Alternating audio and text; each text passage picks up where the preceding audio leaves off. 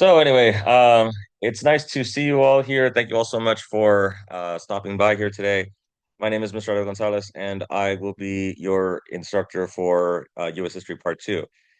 So as I was explaining earlier, what I wanted to do tonight is I wanted to kind of go over the syllabus a bit.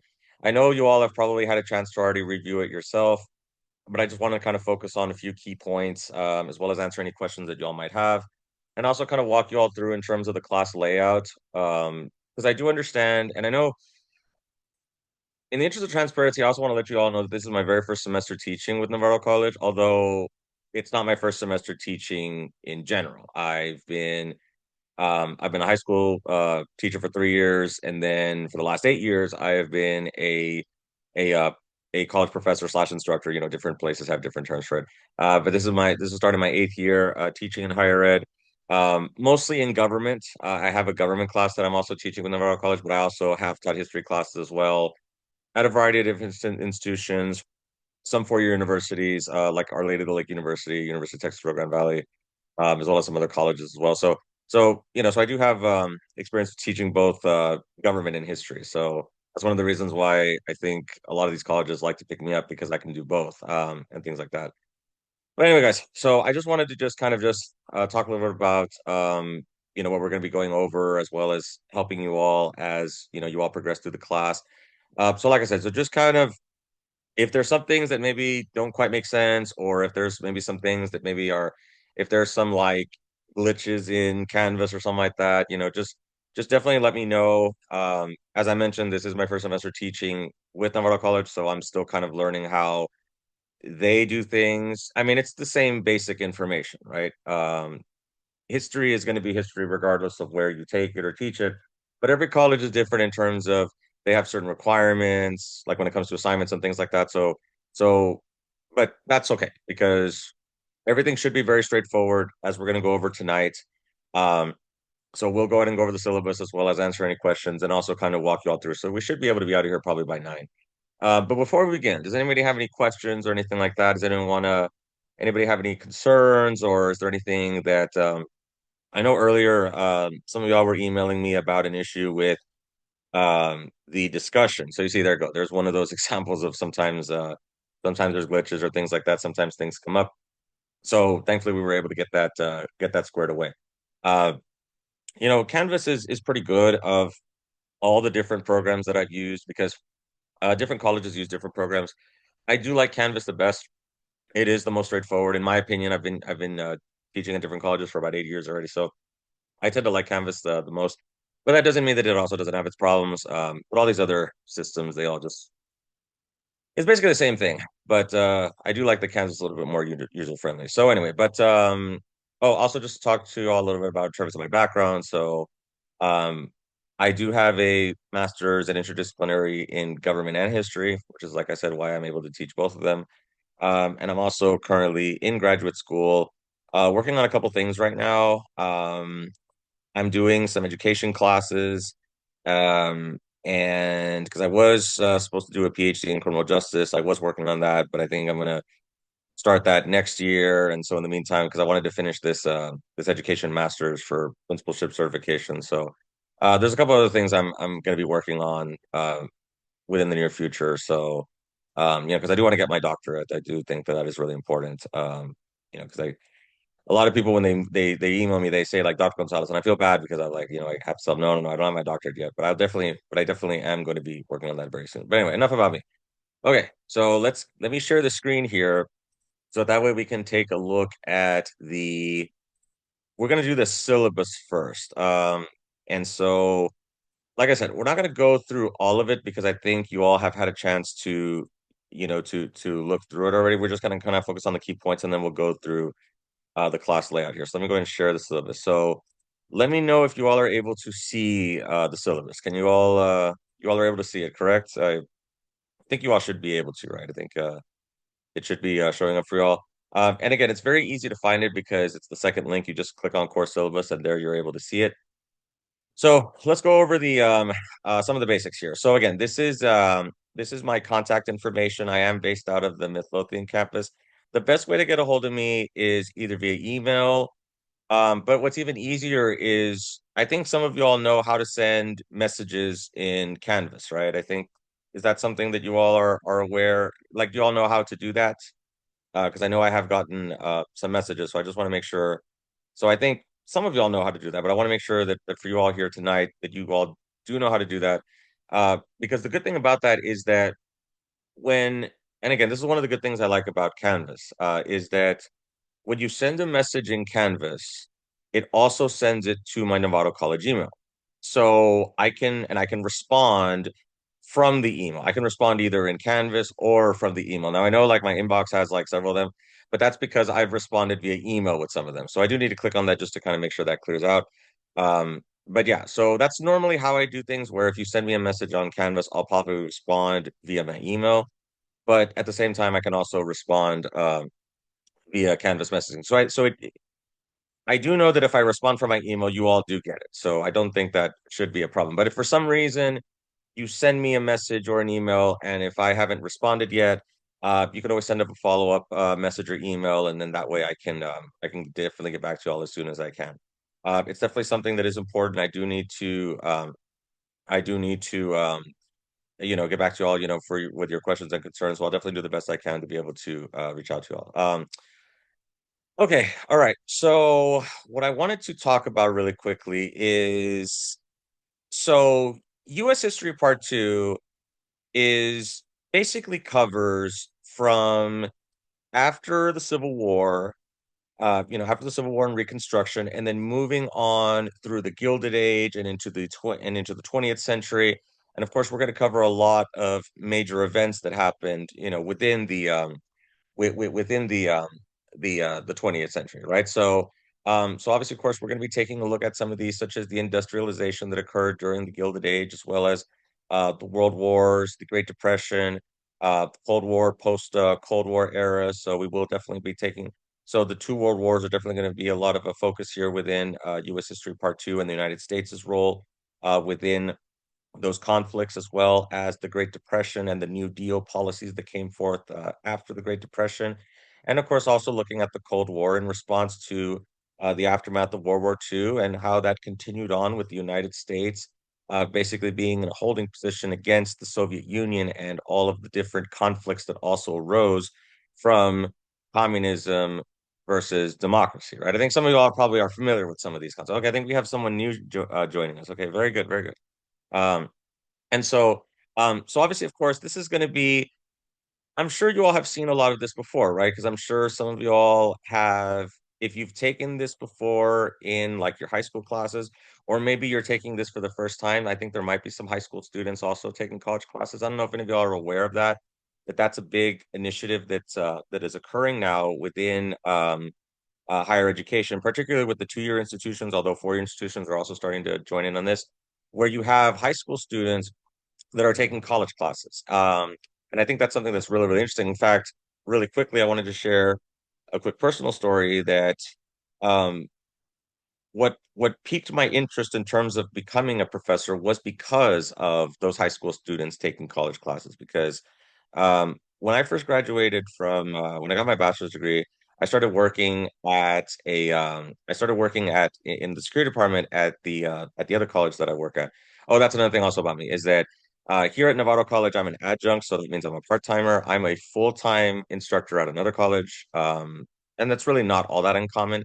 You do see a lot of full-time instructors also teach at other colleges to kind of supplement their income. So I do that for that reason as well.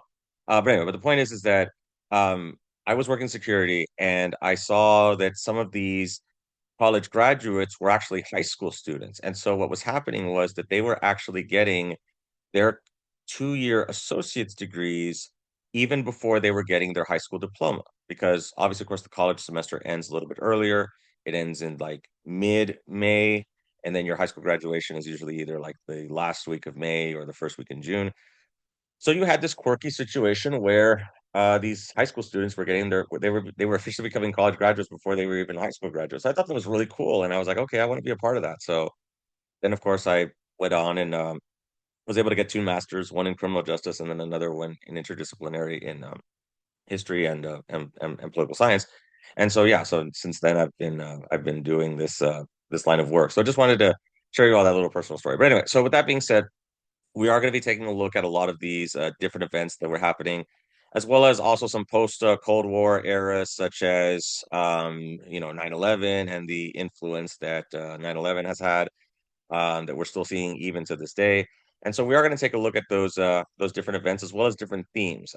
Themes that may be addressed in United States history to include American culture, religion, civil and human rights. So yeah, we are going to take a look at the 1950s and 1960s civil rights movement and the reaction to the war in Vietnam, because of course there were several of these other conflicts that occurred after World War II in response to defending against the Iron Curtain of the Soviets. So you have, of course, like the Korean War, and of course the Vietnam War and things like that. And so we'll also talk about some other events like the Iranian hostage situation that occurred during the Jimmy Carter administration. So there's a lot of different events that we're going to be taking a look at, as well as technological changes that occurred. So we'll also take a look at the during the 1990s when you had the dot-com era that came about with the internet now starting to become more mainstream. I'm not that old. I just turned well, not just turned. I'm 40 years old. I'm going to be 41 here in December.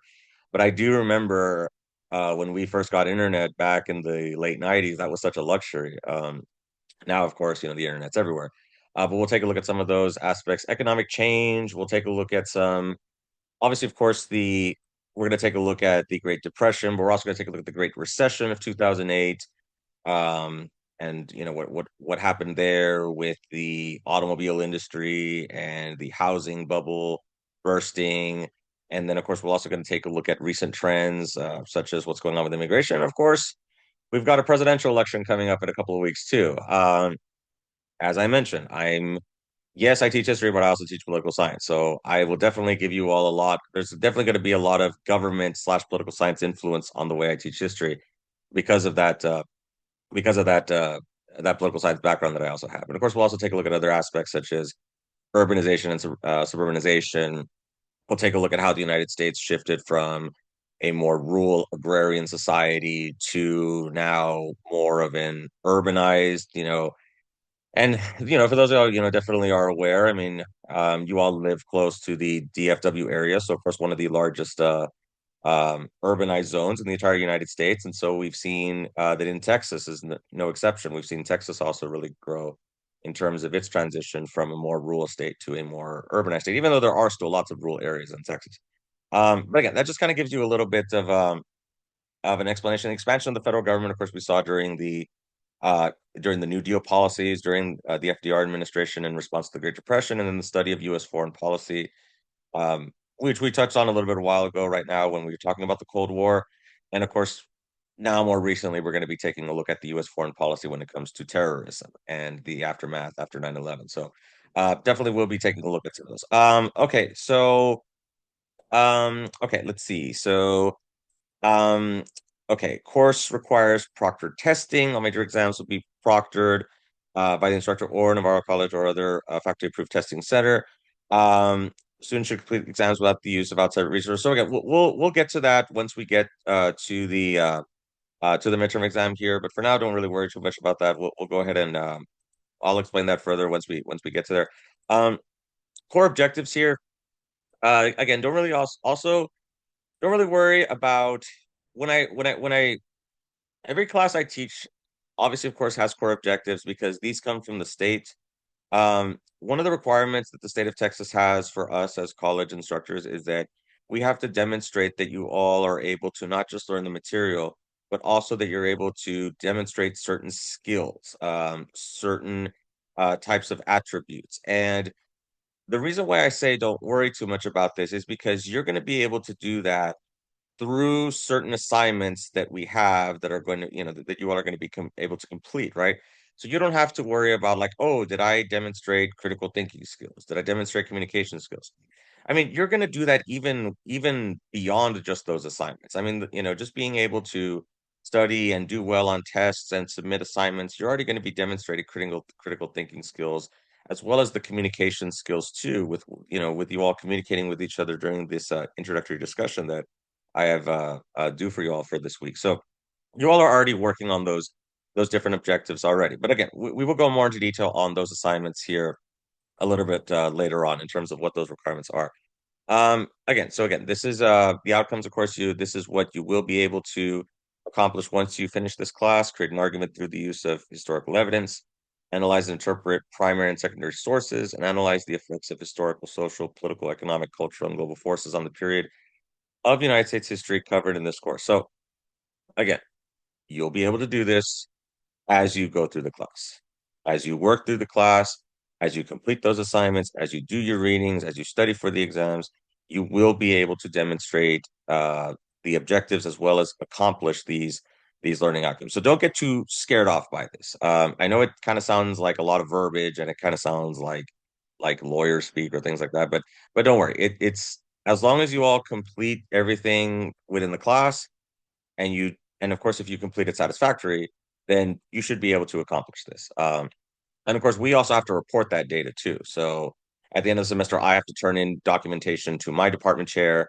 when it comes to like grades and for the assignments and all that stuff. So that way we then then the department sends that information off to the college, and then the college sends that information off to the state. So it's a lot of work that we have to do. That's why a lot of students they don't realize that professors don't just teach, right? Or we do teach, but there's a lot of other things we also have to do besides teaching, as well as also setting things up for class. And another thing I also want for students to also keep in mind is that and again, different professors have different views on this, but I know like for myself, like um, I definitely, do my best with the technology, and of course it's obviously something that I've gone to trainings and I've learned some of this stuff. But just kind of bear with me if let's say, some of this, like I said, since I'm new at Navarro College, for this semester, it should be pretty okay, but there might be some things where maybe like they do things a little bit differently. So just kind of be patient with me when it comes to some of these technology issues or things like that. But we should be able to get everything squared away. And if worse comes to worse, I will also be very flexible with due dates and things like that. I know I've had some students that have reached out to me about some circumstances that are going on. So if anything like that happens with you all, if an emergency comes up, if there's something going on where if you feel like you're not going to be able to have enough time to be able to complete everything, this is an 8 week course. I do understand how stressful that is. Like I was mentioning right now, I'm taking two of those right now.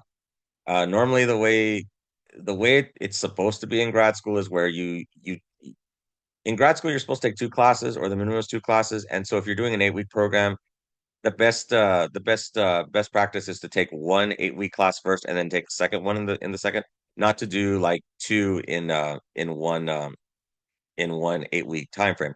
But there was an issue with my financial aid, so that's why I wasn't able to start with the first 8 weeks. It's already been resolved, but there was some verification that they needed, which I didn't even know they needed. And then so by the time class was about to start, they were telling me like, "Oh, you don't qualify for financial aid," and I'm like, "What? Like, why not? What's going on?" And so then they finally explained to me. I'm like, "Nobody told me that." But it is what it is. Anyway, so okay, let's go ahead and continue here. And like I said, we'll come back to these assignments here because when I show you all the layout for Canvas for our class, you'll be able to see those assignments. Okay, required and optional materials. The American Yop Volume 2 is the textbook that we're using. The good thing about American Yop is that it is what you would call an OER. Some of y'all may have heard this term being used more recently. It stands for Open Educational Resources. Basically, what this means is that it's a free textbook for y'all. Plain and simple. That's basically what it is. The free textbook.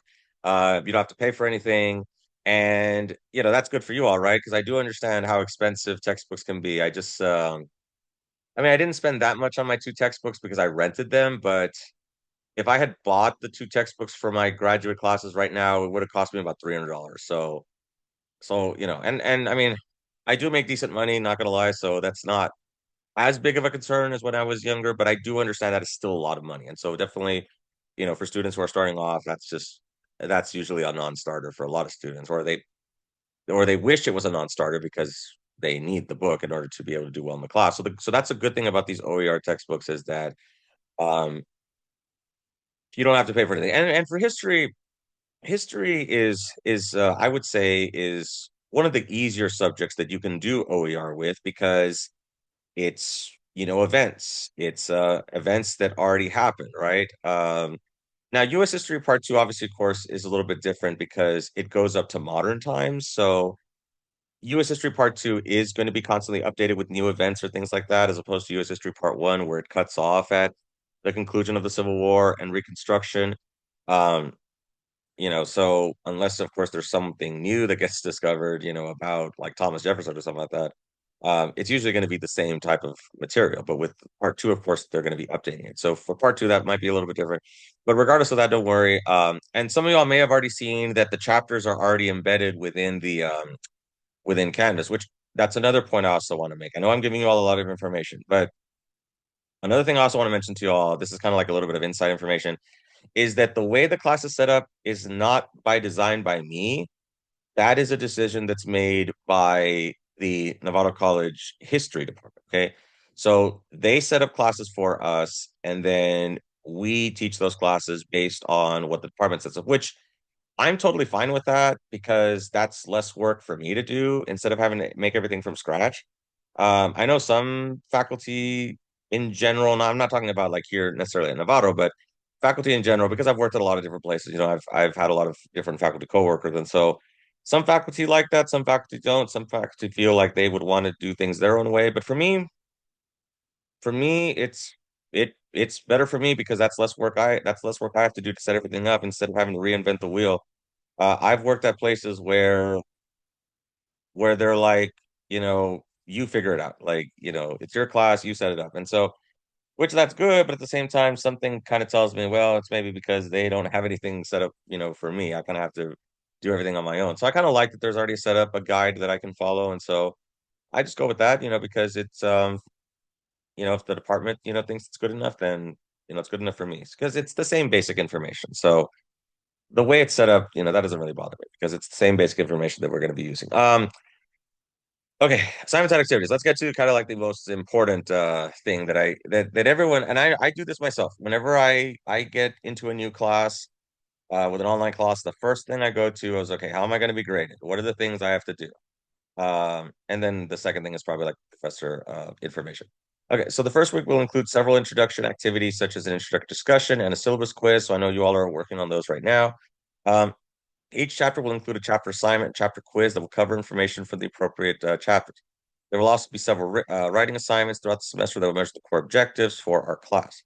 There are two examinations that will count towards your grade, which is the midterm and the final exam.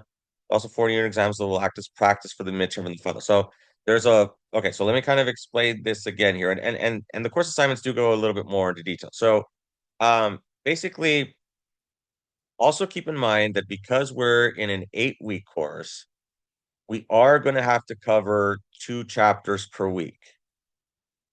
Um, because like I said, since normally we would have 16 weeks to cover a book, then normally we would do a chapter per week. But because we're in an 8-week accelerated course, we're going to have to do 2 chapters a week. Now, because I do understand how stressful that can be,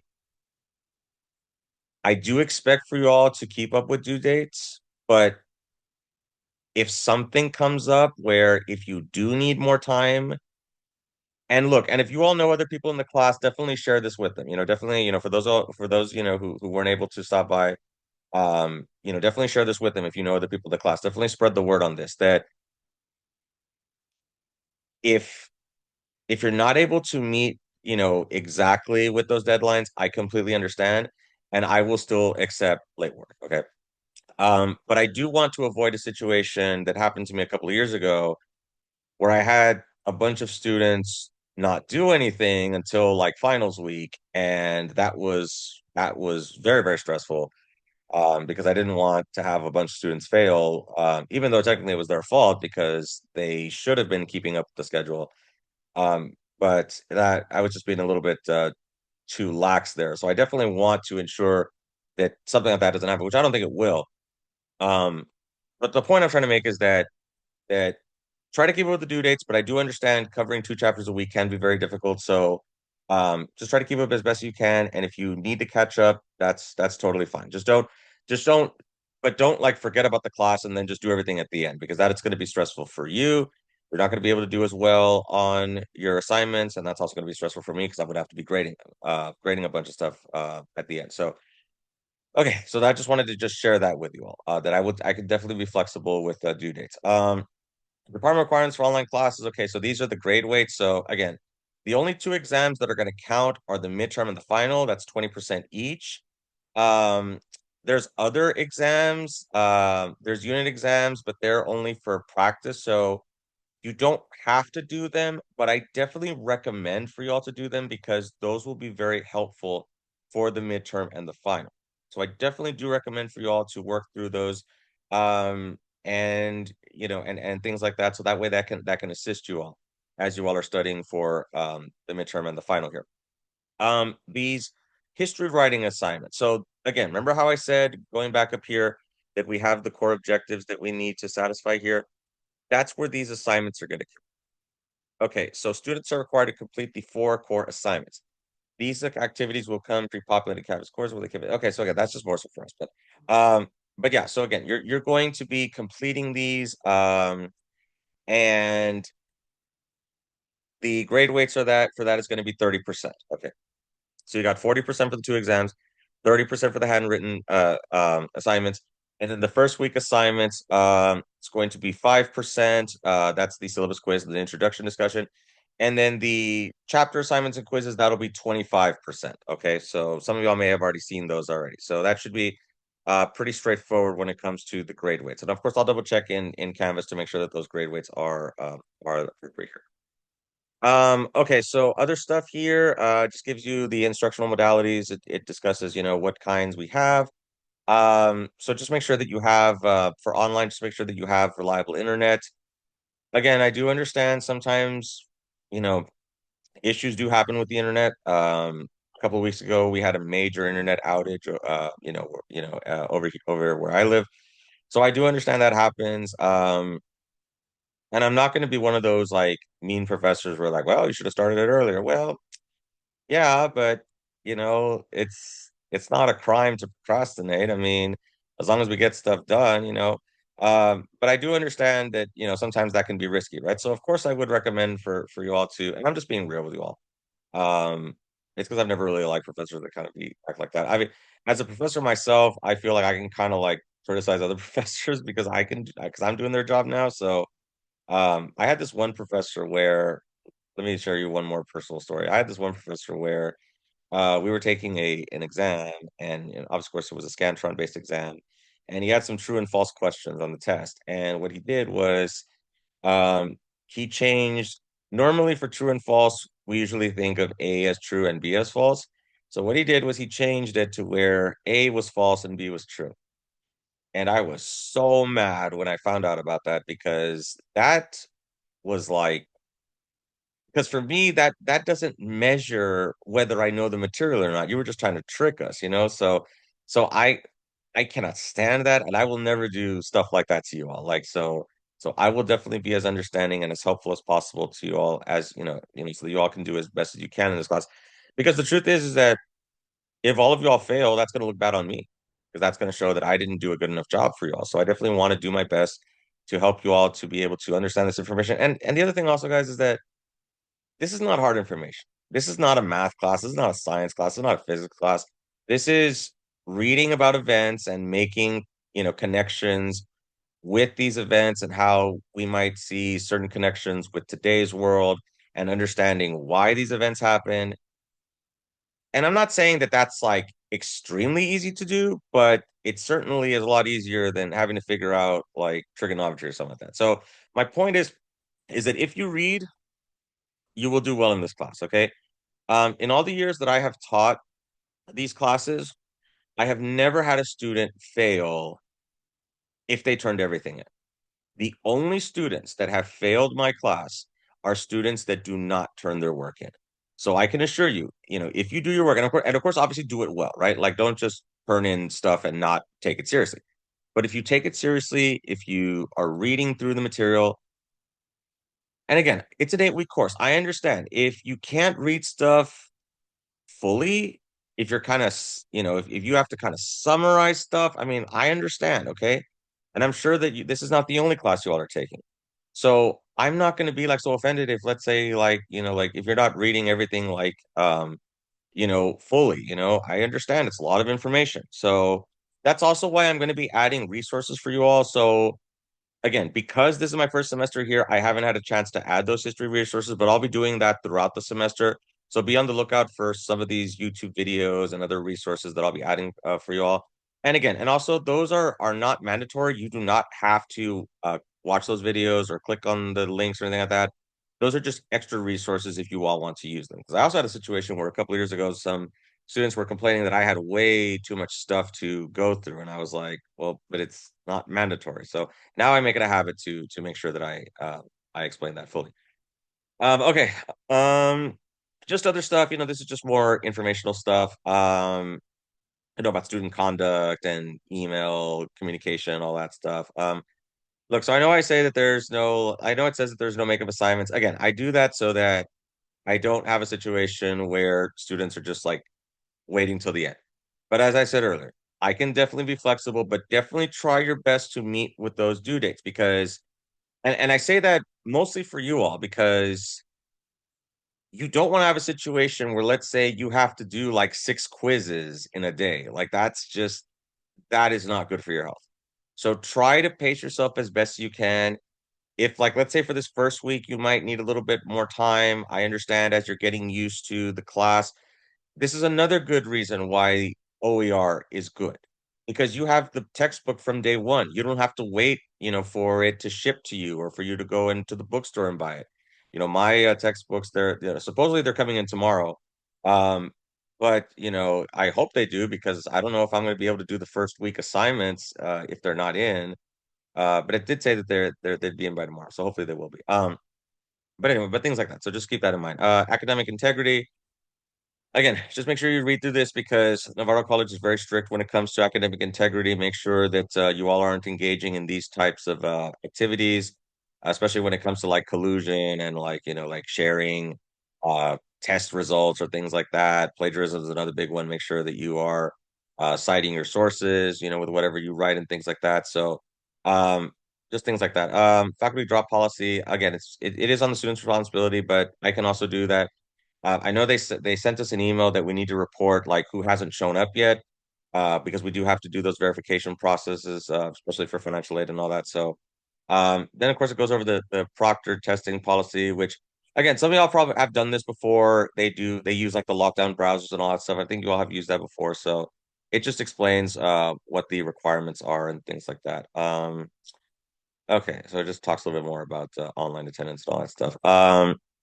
And more on the proctor testing. Okay, anybody have any questions on any of this? I definitely recommend for y'all to read through the proctoring testing though. So make sure that you all do read this and make sure that you all are aware of this, so that way when it comes time for the exams, and this is just for the midterm and the final. The other unit exams do not need proctoring. So just make sure that you read through this. And if you have any questions, please let me know. Um, Okay, all right. So with that being said, we have about 15 minutes left. So let me go ahead and go through. I mean, we can stay a little bit later if we need to, but let me go through the course layout. Okay, so in order to get to the course, in order to get to, the actual material of the course, you're going to go on modules here, and then this takes you. Now, this is of course my view, so this might look a little bit different from you all's.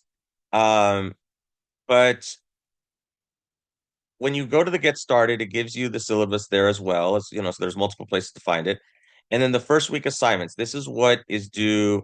Um, so I have these three that are due tonight, and the reason and guys, and the reason why I have them due for tonight is because they're already sending me emails from Navarro College that I have to enter in information for students who have not attended. And so the way that attendance is measured in an online class is through the completion of assignments, right? So that's the way that is done, right? So in order to be marked as attending, you have to have completed those assignments, all right? So that's why they're wanting for us to get all this done by this week and by earlier this week, so that way I can mark off, who has attended and who hasn't. So if you haven't had a chance to complete these, make sure that you do so, and I will be grading the introduction discussion. And then the why do we study history? That one is going to be for this Sunday. So normally you all have probably seen the that the assignments I have are usually due on Sunday night. That's usually the way I have them. So for the first unit, as you can see here, um, we already have stuff due for this Sunday. But as I was explaining right now, if you do need a little bit more time, that's okay. I definitely do. I definitely will be understanding of that, especially since it's the first week. But the way it works, of course, obviously, if you click on the Unit 1 instructions, it tells you in terms of what it is that you need to complete here.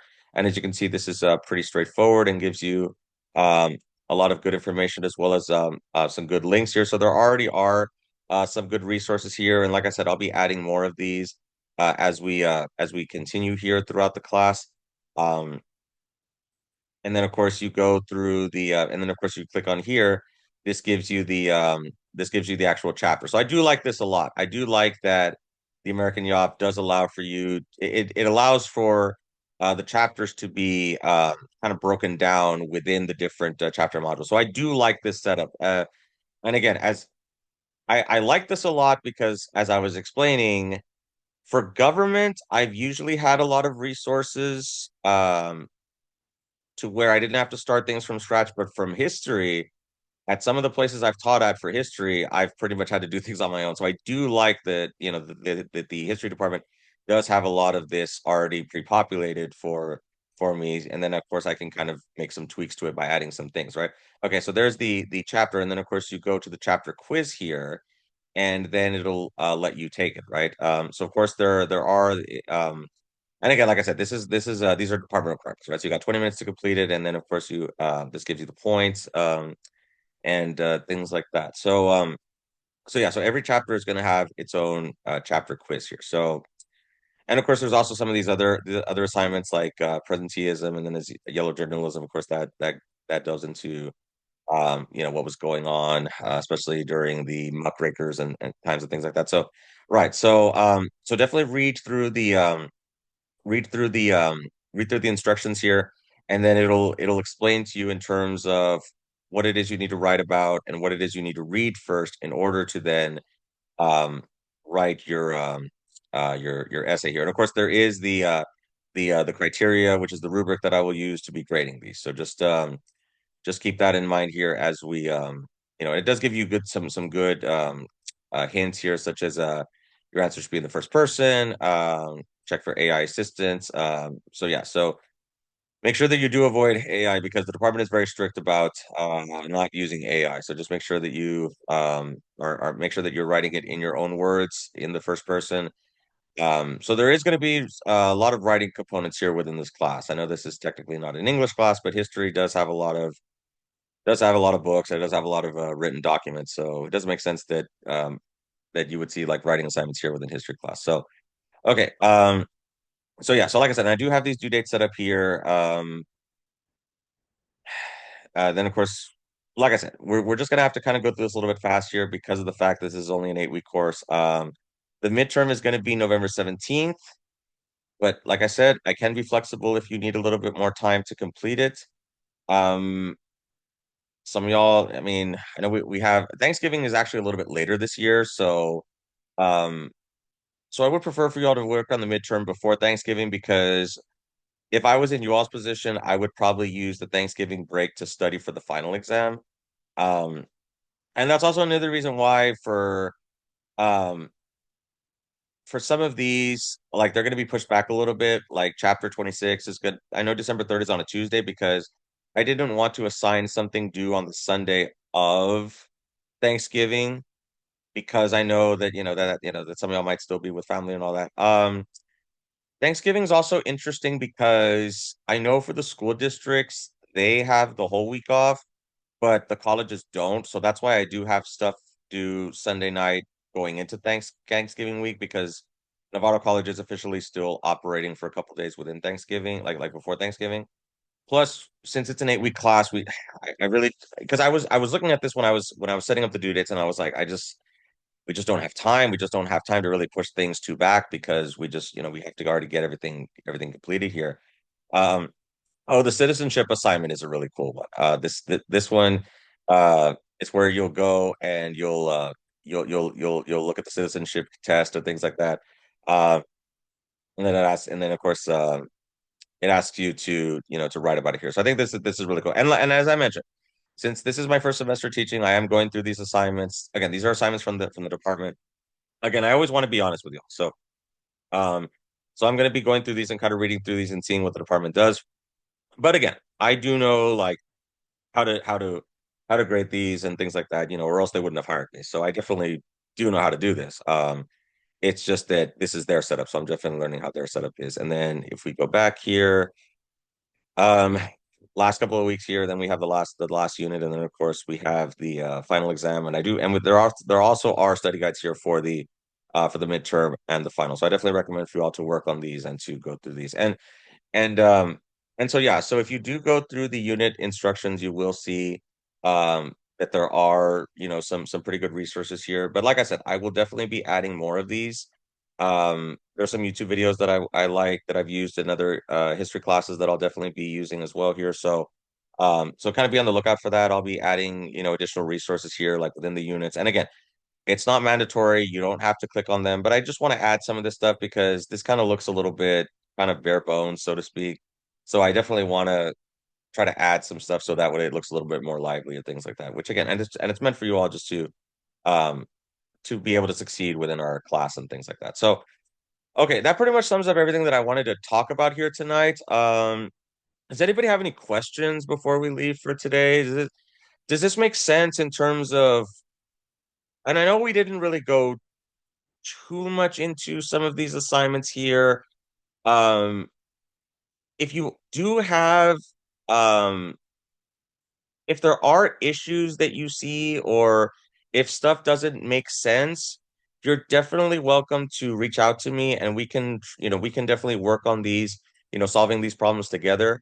Um, because again, like I said, keep in mind that I'm still getting used to how this setup is here at Navarro College, but I definitely will be able to help you out, because again, I do know this stuff, so I definitely will help you out in terms of some of these very specialized assignments and all that. But again, like I said, don't stress too much about it. I will definitely be here to help you all out, and I'll definitely do the best I can because I definitely want to still keep working here at Navarro College, so I definitely want to do the best I can. So, please reach out to me if any of you have any questions, and like I said, I'm gonna upload this video later on.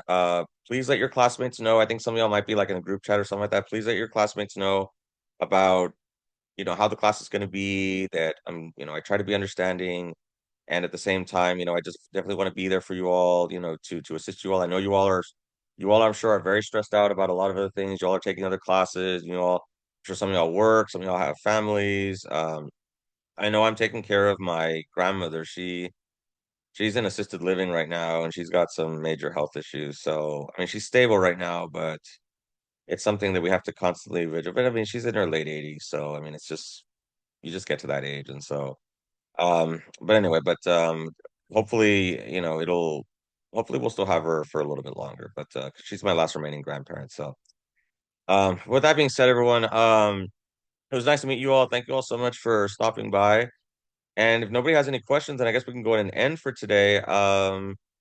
Again, like I said, reach out to me. The Canvas messaging is a good way. That's usually probably the best way that students can reach out to me. So please let me know if anything comes up. Let me go ahead and stop the share. And let me go ahead and stop the record here as well.